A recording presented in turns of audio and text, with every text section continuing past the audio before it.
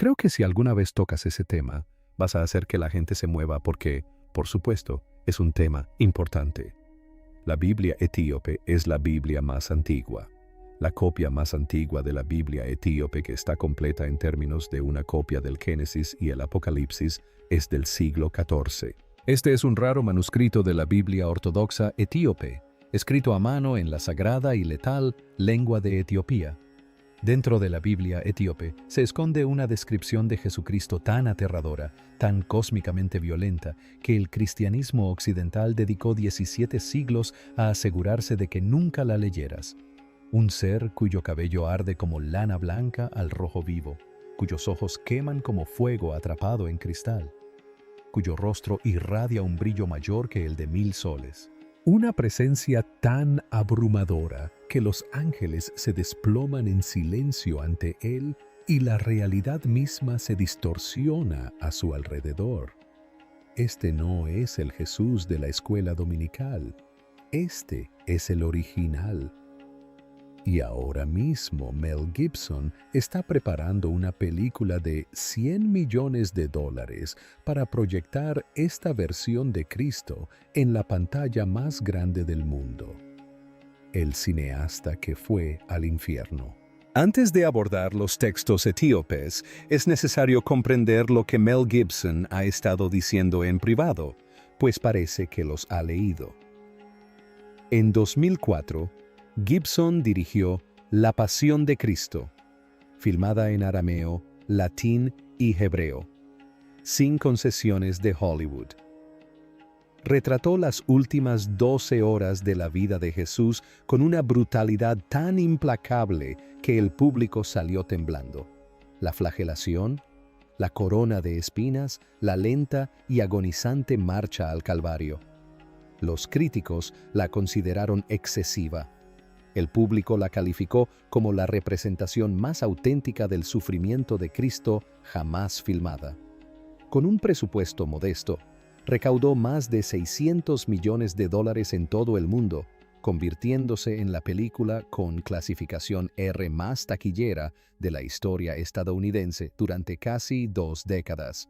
Pero Gibson ha afirmado repetidamente que la película solo contó la primera mitad de la historia. Durante más de 20 años, ha estado desarrollando una secuela.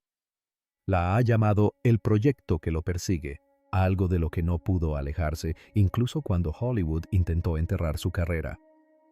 Ahora se titula oficialmente La Resurrección de Cristo. 2 partes. Distribución de Lionsgate. Un presupuesto de $100 millones. La producción está en marcha en los estudios Cineita en Roma. La primera parte se estrena el Viernes Santo de 2027. La segunda parte llega 40 días después, el día de la Ascensión. Y la visión que Gibson ha descrito para esta película no se parece a nada que el cristianismo occidental haya mostrado jamás en la pantalla. En una entrevista de 2022 con el National Catholic Register, Gibson dijo que la película no seguiría una historia lineal.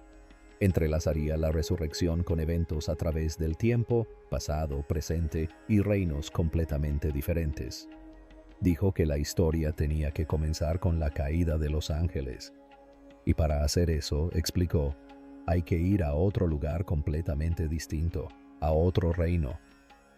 Entonces pronunció las palabras que dejaron atónitos a todos los que lo escuchaban. Hay que ir al infierno. En la experiencia con Joe Rogan, fue aún más allá. Reveló que estaba trabajando con 2 guiones, uno tradicional, el otro algo que describió como algo más parecido a un viaje de ácido. Sus palabras exactas: vas a entrar en otros reinos, estás en el infierno. Estás viendo caer a los ángeles. He aquí la cuestión. Ese mismo viaje, Cristo descendiendo a través de múltiples cielos, enfrentándose a ángeles caídos que se mueven por el infierno, ya fue escrito hace casi 2000 años, no por un cineasta ni por un teólogo moderno, sino por monjes que vivían en monasterios en los acantilados de las montañas de Etiopía. y lo que registraron está a punto de chocar con el mayor evento cinematográfico religioso del siglo. Pero antes de llegar a esos monjes, necesitas ver la prueba irrefutable que demuestra que algo fue borrado deliberadamente de tu Biblia. Y si este es el tipo de historia oculta que te quita el sueño, suscríbete ahora, porque esto es solo el comienzo. Y lo que viene a continuación va a reescribir todo lo que creías saber. La prueba irrefutable que enterraron. El libro de Enoc fue escrito siglos antes del nacimiento de Cristo, posiblemente ya en el año 300 antes de Cristo. Durante la mayor parte de la historia occidental, se suponía que nunca debías leerlo. Pero los monjes etíopes lo preservaron. Y oculta entre sus páginas se encuentra la descripción de una figura divina que coincide con la del libro del Apocalipsis. Tan precisamente que no puede ser una coincidencia. El capítulo 46 de Enoc describe una figura con la cabeza blanca como la lana, un rostro lleno de gracia como el de uno de los santos ángeles, rodeado de ríos de fuego en un tribunal celestial.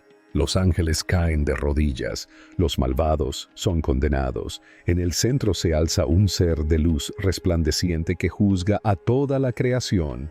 Se le llama el Hijo del Hombre, el elegido, el juez justo.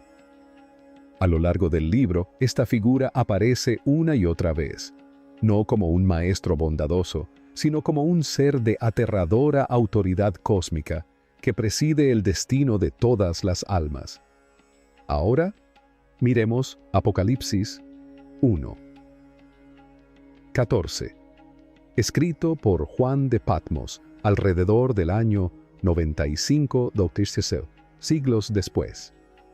Su cabeza y su cabello eran blancos como la lana, blancos como la nieve, y sus ojos eran como fuego llameante. Ambos textos describen pies como bronce pulido, refinado en un horno. Ambos hablan de una voz como aguas impetuosas o trueno retumbante. Ambos describen una espada, una palabra autoritaria que sale de su boca. Ambos retratan ojos de llama y un rostro resplandeciente con una luz abrumadora. El lenguaje es demasiado preciso para ser accidental. Las imágenes son demasiado específicas para ser coincidencia. Lo que aparece en el Apocalipsis puede que no sea una visión nueva en absoluto, sino el eco de algo mucho más antiguo que alguien no quería que rastrearas hasta su origen. El Dr. George Nicholsberg, quien pasó décadas en la Universidad de Iowa, produciendo lo que se convirtió en el comentario definitivo en inglés sobre el primer libro de Enoc, calificó los paralelismos de inconfundibles. Sostuvo que el autor del Apocalipsis se basaba directamente en la tradición enóquica, no inventando algo nuevo, sino haciéndose eco de una visión que ya era antigua. Y fíjate en esto. La epístola de Judas, que está en tu Biblia ahora mismo, cita directamente el libro de Enoc en los versículos 14 y 15, casi palabra por palabra. Judas trata a Enoc como una profecía autorizada, digna de estar a la par de la Torá y los escritos de los profetas. Padres de la iglesia primitivos como Tertuliano e Ireneo lo citaron y lo consideraron una revelación genuina. Así que reflexiona sobre esto. Los autores del Nuevo Testamento conocían a Enoc, lo citaban, lo trataban como escritura sagrada. Los eruditos que estudian el período del Segundo Templo confirman que era ampliamente leído. No era un texto oscuro ni marginal, sino parte del mundo religioso en el que nació el Nuevo Testamento. Y luego, 3 siglos después, hombres poderosos decidieron que ya no se permitía leerlo. En el año 363 después de Cristo, el Concilio de Leota lo rechazó formalmente. Se destruyeron copias. El texto fue catalogado como peligroso, demasiado peligroso para los creyentes comunes. Esa era la postura oficial. Pero no se llevaron todas las copias, ni siquiera cerca. Y lo que sobrevivió en esas copias va mucho más allá de una descripción física de Cristo. Reescribe toda la historia de quién era y qué vino a hacer. Los monjes que lo salvaron todo. La Iglesia Ortodoxa etíope remonta sus raíces al siglo IV, bajo el rey Hasana de Aksum, lo que convierte a Etiopía en una de las naciones cristianas más antiguas del mundo.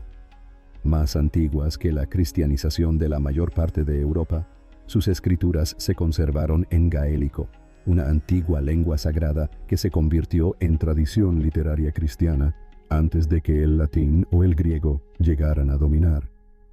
Cuando la expansión islámica arrasó el norte de África en el siglo VII, Etiopía se convirtió en una isla cristiana, aislada, rodeada y desconectada del Mediterráneo. La política se desarrolló en desiertos y territorios hostiles. Ese aislamiento lo salvó todo. El cristianismo etíope nunca asistió a los concilios occidentales, nunca recibió los decretos, nunca participó en la quema de libros ni en las purgas teológicas que transformaron la fe en otros lugares. En lo alto de las montañas Tigra, en monasterios excavados en escarpadas paredes rocosas a los que solo se podía acceder con cuerdas y a mano desnuda, los monjes simplemente siguieron copiando. Generación tras generación, siglo tras siglo, sentados en habitaciones con poca luz, iluminados por lámparas de aceite, mezclaban tinta de minerales y plantas, preparaban pergaminos con pieles de animales. Cada manuscrito requería meses, algunos años. El trabajo les doblaba la espalda y les dañaba la vista. Sus manos se aferraban a las plumas rojas, dando forma a cada carácter de la antigua escritura gaesa con minuciosa precisión. Lo hacían de todos modos porque creían que lo que preservaban era una revelación divina, no libros prohibidos, no ocultaban nada. Protegían la verdad tal como siempre la habían conocido. Presten atención, porque la prueba de lo que salvaron es asombrosa. Los evangelios de Garma, datados por radiocarbono por un equipo de la Universidad de Oxford entre los años 330 y 660 después de Cristo, se encuentran entre los manuscritos cristianos ilustrados más antiguos que se conservan en la Tierra. El doctor Jacques Merrier, el historiador de arte francés que contribuyó a que los manuscritos recibieran atención internacional, describió la experiencia de verlos por primera vez como sobrecogedora. Ilustraciones a todo color de la vida de Cristo, conservadas en un estado asombroso durante más de 1500 años dentro de un remoto monasterio de montaña. Cuando los especialistas en conservación del Fondo del Patrimonio Etíope llegaron para ayudar a preservarlos, tuvieron que escalar el acantilado e instalar el equipo en el patio. Los manuscritos no podían salir bajo ninguna circunstancia. La Biblia etíope contiene hasta 88 libros. Compárese con los 66 de la Biblia protestante o los 73 de la versión católica. No se trata de una pequeña variación. No es una nota a pie de página. Estamos hablando de textos completos. El libro de Enoc, el libro de los Jubileos, la Ascensión de Isaías, los libros de los Macabeos, el libro del Pacto, escrituras completas que no se encuentran en ningún otro lugar del mundo. Escritos que los primeros cristianos leyeron, citaron y trataron como sagrados, textos que moldearon la teología de las primeras comunidades eclesiales hasta que hombres poderosos, sentados en salas de consejo, decidieron que eran demasiado peligrosos para que los creyentes comunes tuvieran acceso a ellos. Y lo que esos textos dicen sobre Jesús va a cambiar todo lo que crees saber sobre Él, el Cristo que no querían que vieras. En el arte y la tradición occidentales, Jesús es tranquilo, gentil, reconfortante, de piel pálida, ojos suaves, cabello castaño suelto, el buen pastor, el amigo de los pecadores, el que pone la otra mejilla. Y esas cualidades son parte de la historia. Pero los textos etíopes revelan algo debajo de todo eso. Algo que el cristianismo occidental pasó siglos suavizando, editando y, en algunos casos, borrando por completo. En las escrituras etíopes, Cristo no es simplemente bondadoso, es vasto, cósmico, abrumador, salvador y juez a la vez, sanador y guerrero, luz que reconforta y luz que ciega. Su cabello brilla como lana iluminada por el sol, sus ojos arden como fuego en el cristal, su rostro resplandece más que 1000 soles, irradiando al mismo tiempo una paz infinita. Su voz no solo habla, resuena a través de los reinos, sacudiendo montañas, dividiendo aguas, exigiendo obediencia tanto a ángeles como a demonios. A su alrededor, el tiempo se distorsiona, el espacio se curva, el tejido de la existencia vibra en su presencia. Esto no es una metáfora. Esto no es una exageración poética escrita para lograr un efecto dramático. Este es el retrato cristiano original de Cristo, cuidadosamente preservado en Etiopía, mientras que al resto del mundo se le entregó una versión más suave, más segura y más manejable. Una diseñada no para perturbar, sino para consolar. Una diseñada no para despertar, sino para mantenerte sentado. Pero aquí está la clave. La descripción física es solo la superficie. Lo que los textos etíopes dicen que Cristo realmente enseñó es mucho más peligroso para el poder institucional que su apariencia. En un pasaje, Jesús declara: «No sois hijos del polvo, sino hijos de la luz». Detente y piensa en lo que eso significa. El cristianismo occidental tradicional insiste en un solo mensaje: la humanidad está caída, es pecadora, está rota, formada del polvo, dependiente de la intervención externa para la salvación. Los textos etíopes le dan un giro completo a esto. Si los seres humanos somos hijos de la luz, entonces lo divino no está lejos, ya está presente en cada alma. La salvación no es un don otorgado por sacerdotes, es un despertar a lo que ya existe en nuestro interior. El reino de Dios está dentro de nosotros, dice Cristo en estos textos, no como metáfora, sino como verdad literal. El cielo no es un destino lejano al que se llega después de la muerte. Es una realidad interior accesible ahora mismo mediante el despertar espiritual. Ahora bien, aquí es donde la cosa se pone interesante. Los textos etíopes también contienen una profecía que se lee como una advertencia dirigida directamente al futuro. Un pasaje declara que, en tiempos posteriores, la gente crearía dioses con sus propias manos y adoraría los productos de su imaginación en lugar del espíritu de la verdad. Durante el Renacimiento, los artistas europeos hicieron precisamente eso, transformando la imagen de Cristo en una figura pálida, delicada y claramente europea. A lo largo de generaciones, esas pinturas reemplazaron silenciosamente al radiante Cristo cósmico descrito en los textos más antiguos. La profecía lo predijo siglos antes de que sucediera.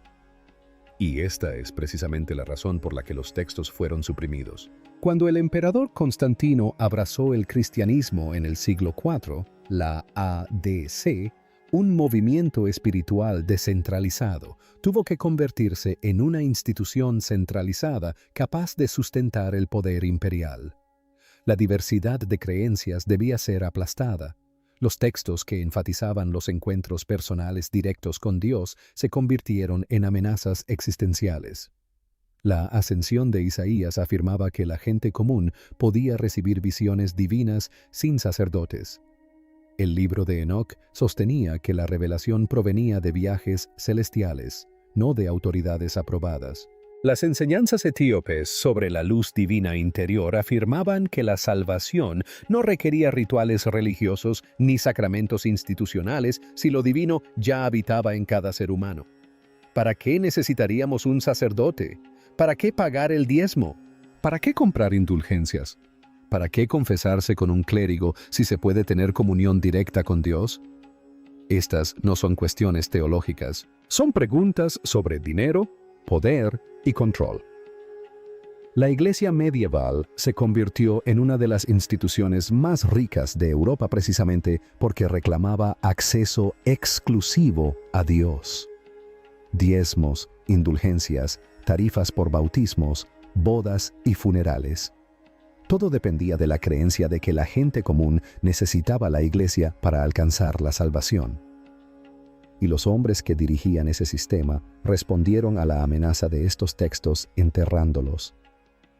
El libro de Enoc fue rechazado en el Concilio de Leota en el año 363 después de Cristo.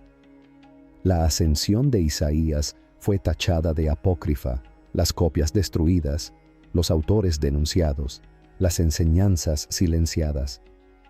El mensaje era brutalmente claro. La salvación fluye a través de canales aprobados, y esos canales conducían a Roma. Pero no todas las copias, no las custodiadas por monjes en acantilados de Etiopía. Los 7 cielos que Gibson está a punto de filmar. Ahora bien, todo lo que hemos cubierto, el Cristo cósmico, las enseñanzas suprimidas, los libros enterrados, todo conduce a un texto, el documento más extraordinario que ha sobrevivido del cristianismo primitivo, el que más se asemeja a la película que Mel Gibson está rodando ahora mismo. Y una vez que escuches lo que describe, comprenderás por qué nadie en el poder quería que lo leyeras. La ascensión de Isaías data de finales del siglo I o principios del siglo II, lo que la hace contemporánea con partes del Nuevo Testamento. Lleva al profeta Isaías en un viaje guiado a través de 7 niveles del cielo, no una vaga metáfora espiritual, sino un relato detallado y estructurado de distintos reinos cósmicos, cada uno con sus propios seres, su propia proximidad a lo divino, sus propias leyes de la realidad, mucho más complejo que el simple universo de 3 niveles descrito en la mayoría de las tradiciones bíblicas occidentales. En el primer cielo, los ángeles supervisan la tierra. En el segundo, se dirigen los movimientos de las estrellas y los cuerpos celestes. En el tercero, Isaías ve el paraíso mismo, incluido el árbol de la vida. Atraviesa puertas de fuego viviente, camina sobre suelos de luz estelar cristalizada, se encuentra con una arquitectura hecha no de piedra, sino de energía pura. Al llegar al sexto cielo, Isaías se desploma. El esplendor de los seres allí presentes es demasiado para que un cuerpo humano lo soporte. Y sin embargo, incluso su gloria es solo un reflejo de algo infinitamente mayor. Luego, el séptimo cielo, un reino que ningún ser creado podría sobrevivir por naturaleza. Isaías contempla al amado, una figura de autoridad radiante, a punto de descender a la existencia humana. Y es aquí donde el texto se vuelve asombroso. Describe el descenso de Cristo con extraordinario detalle. No simplemente cae del cielo a la tierra. En cada nivel, vela deliberadamente su propia divinidad para que los seres allí presentes puedan percibirlo. En el sexto cielo aparece como un ser del sexto orden. En el quinto, como uno de los del quinto, su brillantez disminuye en cada etapa, no porque su poder se desvanezca, sino porque elige contenerlo. Capa a capa, se envuelve en la limitación. Lo infinito se comprime en lo finito. Cuando llega a Belén siendo un bebé, incluso los ángeles menores no ven más que a un niño, completamente ajenos a la presencia cósmica oculta en ese pequeño y frágil cuerpo. Solo Dios Padre y el Espíritu reconocen su verdadera identidad. Todos los demás seres de la creación han sido engañados, no por malicia, sino por la magnitud de su sacrificio. La crucifixión, en este contexto, no es solo una tragedia humana, es una ruptura cósmica, pura. La fuente misma de la vida experimenta la muerte. remodelando brevemente la estructura de la realidad misma. Y la resurrección no es simplemente un cuerpo que vuelve a la vida. Es el ser más poderoso que existe, reclamando su gloria plena e ilimitada después de haber confinado voluntariamente ese poder dentro de la carne humana. Cada capa de limitación arrancada, cada velo quitado, el resplandor completo desatado, no gradualmente, sino todo a la vez. Cuando Gibson le dijo a Joe Rogan que quería mostrar a Cristo moviéndose a través de otros reinos, viendo caer a los ángeles, descendiendo al infierno, la ascensión de Isaías, ya había trazado ese mismo camino casi 2000 años antes. El original nunca se perdió. Esta antigua visión no está encerrada en el pasado. En las iglesias etíopes de hoy, Cristo es conocido como Exapire, el Señor del universo, a la vez majestuoso y gentil, fuego y luz, poder y compasión.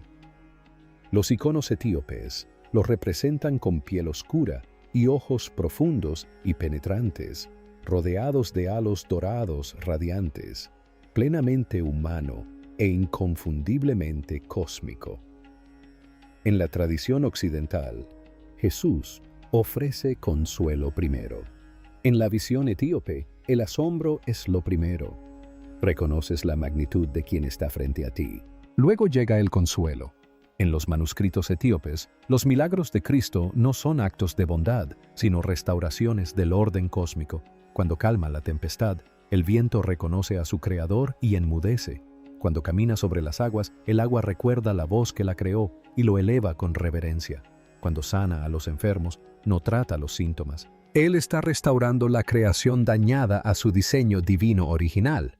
Cuando resucita a los muertos, no está haciendo magia. Él ordena a la vida misma que regrese a donde pertenece. Cada milagro es un recordatorio de que el universo entero fue construido por su palabra y aún responde a su voz. Cristo es descrito como la palabra viva, la vibración a través de la cual existe la realidad misma. Luz, sonido, materia y la vida misma fluyen a través de él, sostenidas por su presencia momento a momento. Un concepto escrito hace casi 2000 años que suena sorprendentemente similar a la física moderna que describe la realidad como energía, frecuencia y vibración. Si esa palabra alguna vez fuera retirada, la creación simplemente dejaría de existir, no colapsaría, no se desintegraría, cesaría instantáneamente. El doctor Getachew Haile, el erudito etíope en manuscritos que dedicó décadas a catalogar los textos de Jota en el Museo Hill y la Biblioteca de Manuscritos en Minnesota, dedicó toda su carrera a demostrar que estos no eran meras curiosidades. Eran documentos cristianos fundamentales que Occidente simplemente había optado por olvidar. Los equipos de digitalización modernos ahora confirman lo que él siempre sostuvo. Los evangelios de Germa revelan una tradición de producción de manuscritos iluminados en el reino de Axum durante la antigüedad tardía que rivaliza con cualquier producción europea. En una época en que gran parte del continente carecía de los medios para crear algo comparable, los historiadores se ven obligados a reconsiderar dónde florecieron realmente las tradiciones intelectuales cristianas más avanzadas durante el primer milenio.